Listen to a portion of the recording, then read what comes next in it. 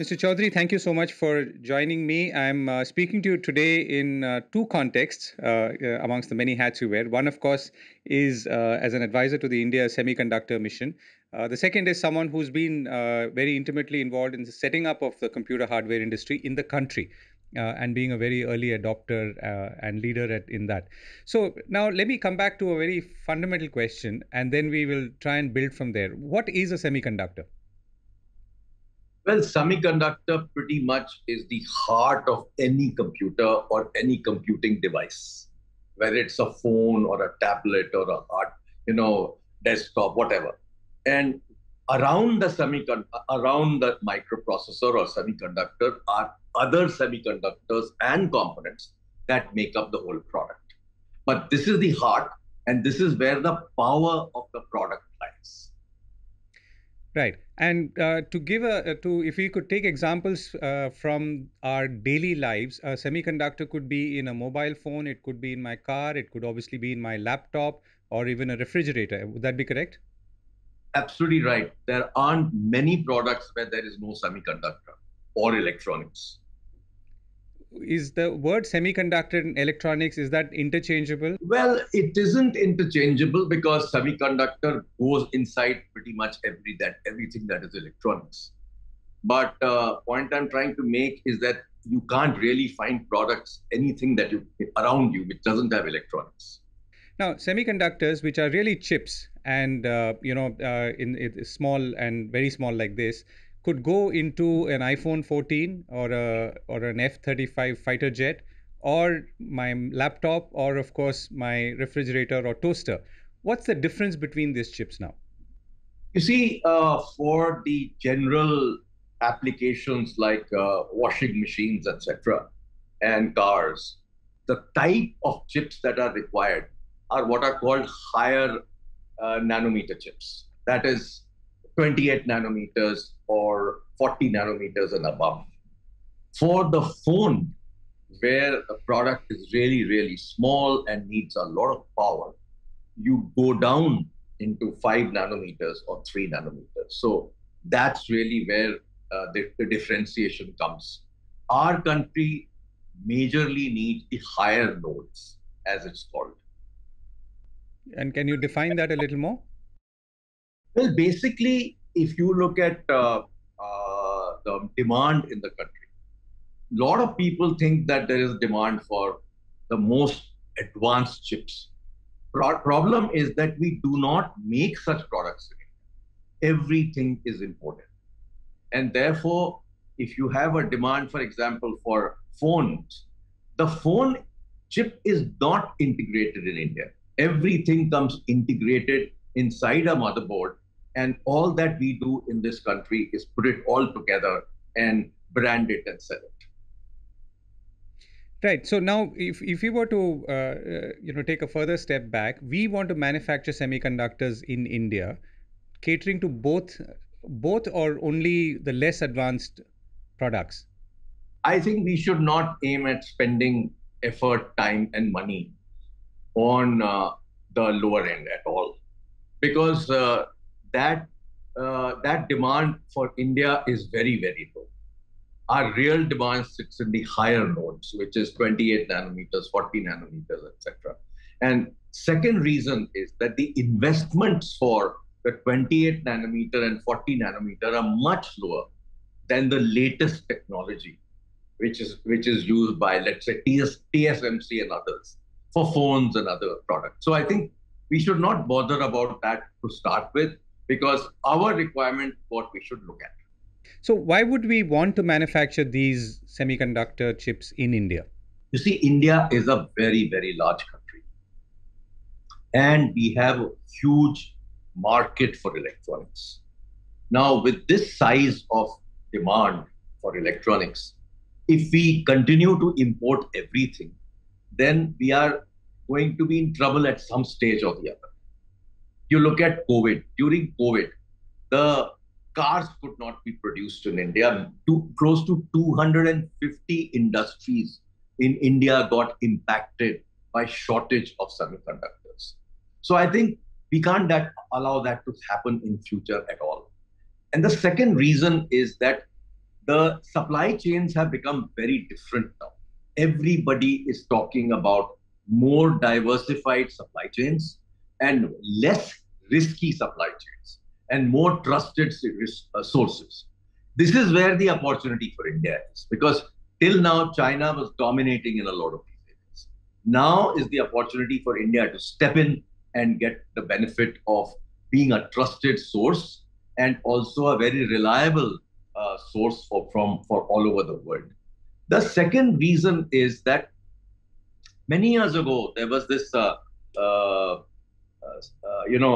person in the Senate in America, and he was the Intelligence Committee chairperson, Ben Salas.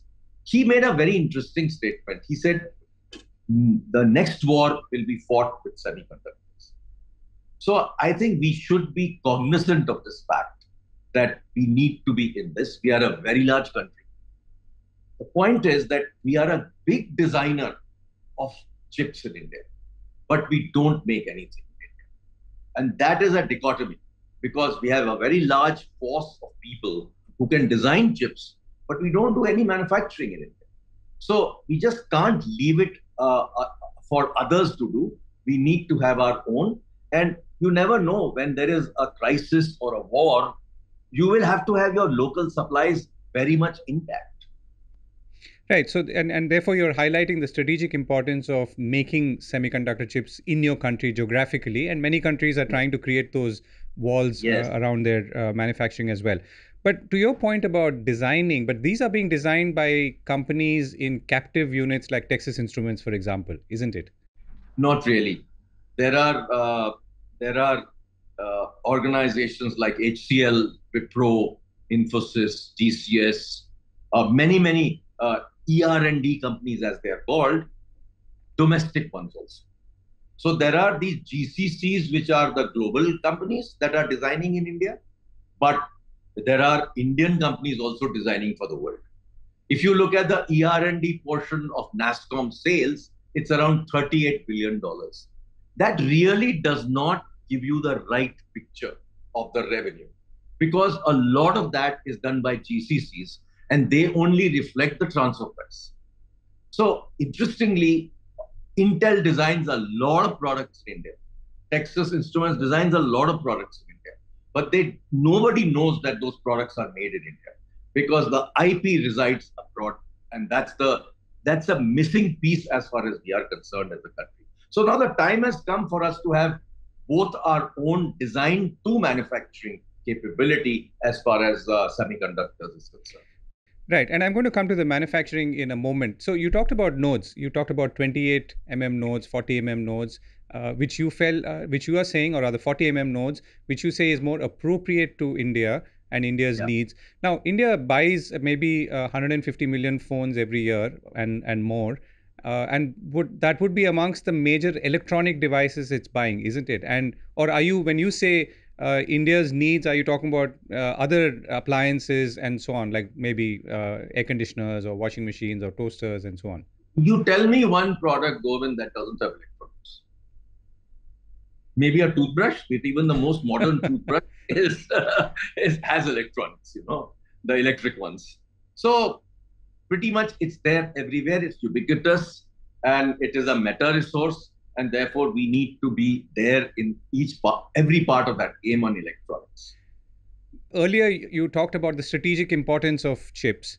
So, but would that chip, the kind of chip that would go into an appliance or a kitchen appliance, would that be as strategically important as the chip that goes into a mobile phone or, let's say, some defense device or a fighter jet? Look, it's a range. For defense devices and aerospace and nuclear, we already have semiconductor complex limited. They are doing chip design and chip manufacturing in low volume for them already.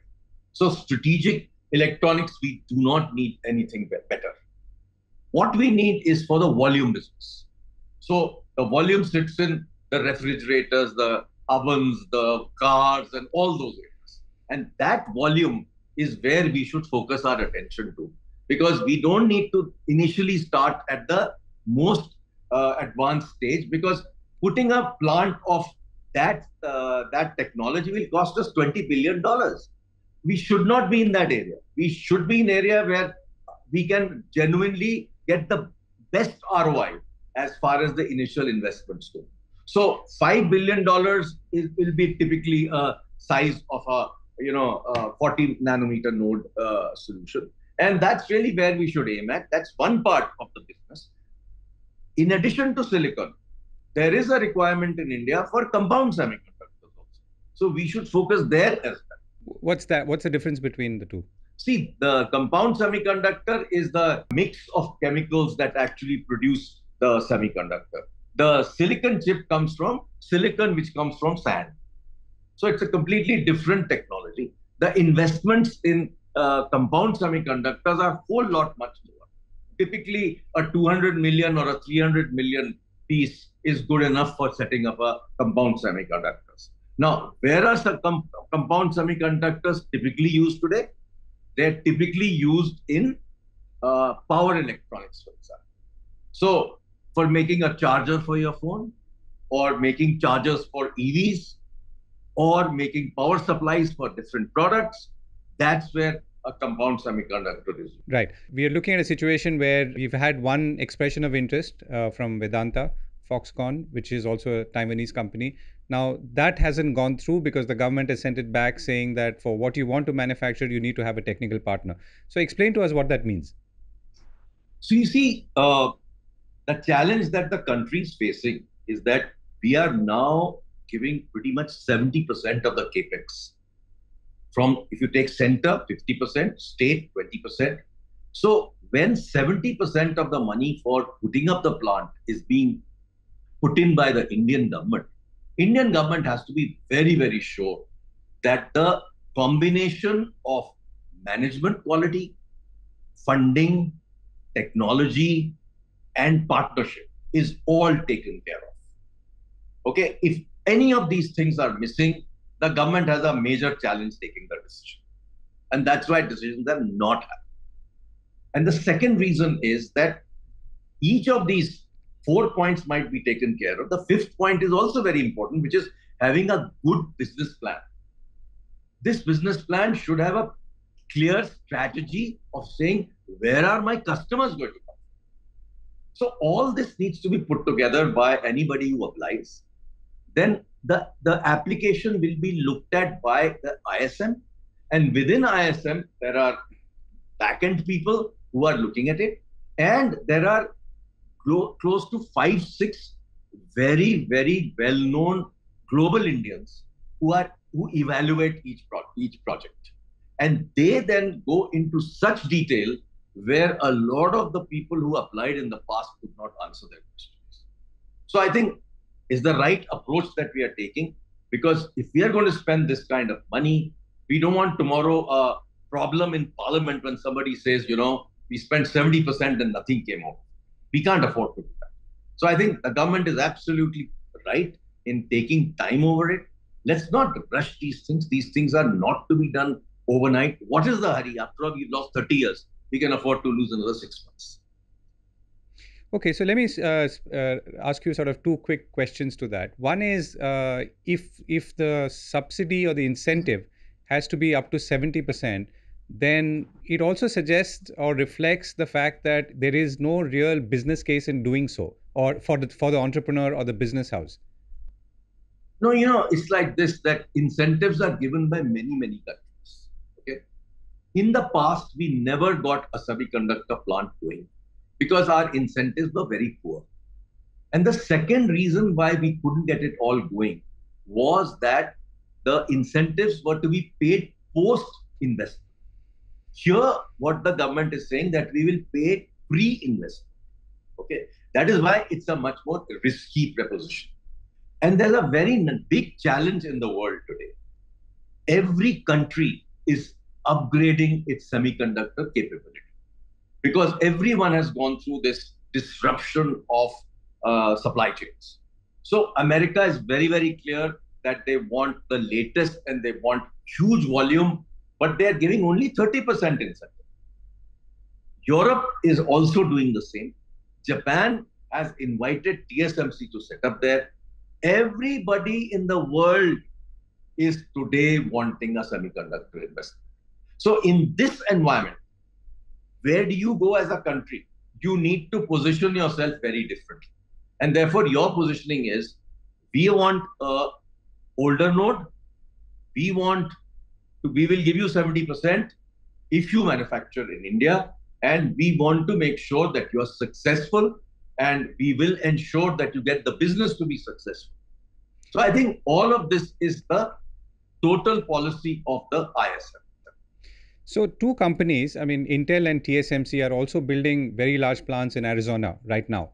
And that's going to be on stream very soon on the model that you just talked about. So why aren't these companies, and particularly Intel, who's been in India for such a long time and designing and doing so much of development, manufacturing here at this point, and why isn't, for example, TSMC also looking at India as an option? TSMC has too much business. They don't need to come to it. And in India, there are no customers for TSMC. So there is no need for them to look at India. As far as Intel is concerned, Intel is reworking its complete strategy. Intel was originally a microprocessor company and they made the chips for themselves. They're now moving into the services business, which is what TSMC has occupied. So that's the reason why Intel is aggressively going after a completely new market. See, because the PC business is gone in a lot of ways. What's left is the phone business. There are nobodies in the phone business.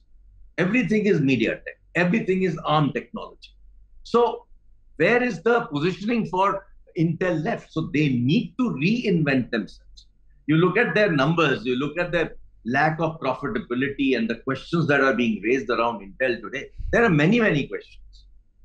Okay, so if we were to manufacture in India, so there was the proposition that was there, or the proposal that was there, was to set up in Gujarat. So tell us a little bit about how we stand or fare, either specifically in Gujarat or in India when it comes to all the other factors, which is bringing the material in and the finished product going out if it has to go out. You see, I am of the view that the government, along with state government, should work together to create a single area for semiconductors. There should be just one area where we put up all our semiconductor plants to start with, so that we do not need to replicate everything that is to be done in every plant. And we don't have to worry about supply chains for all the material that is required to run a semiconductor. What is very, very critical that this location that we identify should be close to an airport so that in and out of material is very, very quick.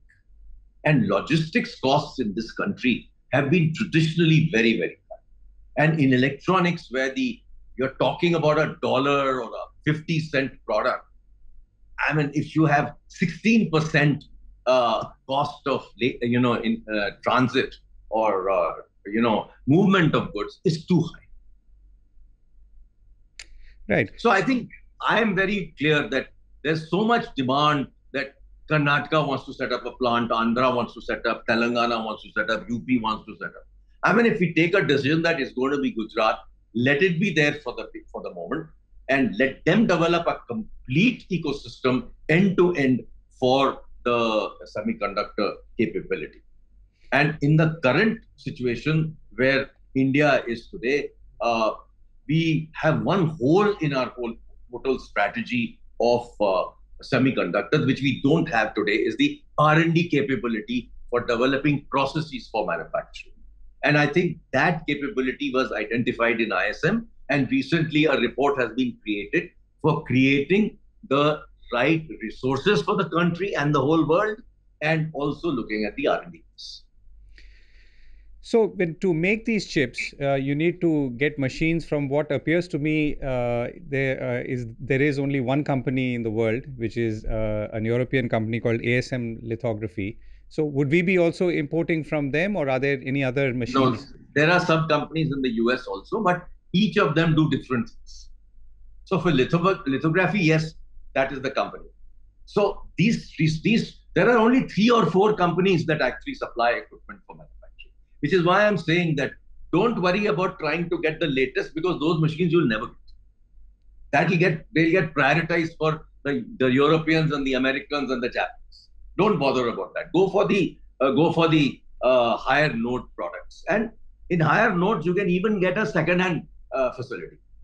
So you could get, for example, Samsung has a 40 node facility in Korea. If Samsung wants to bring it here, welcome them to bring it. That's really the way we should look at it.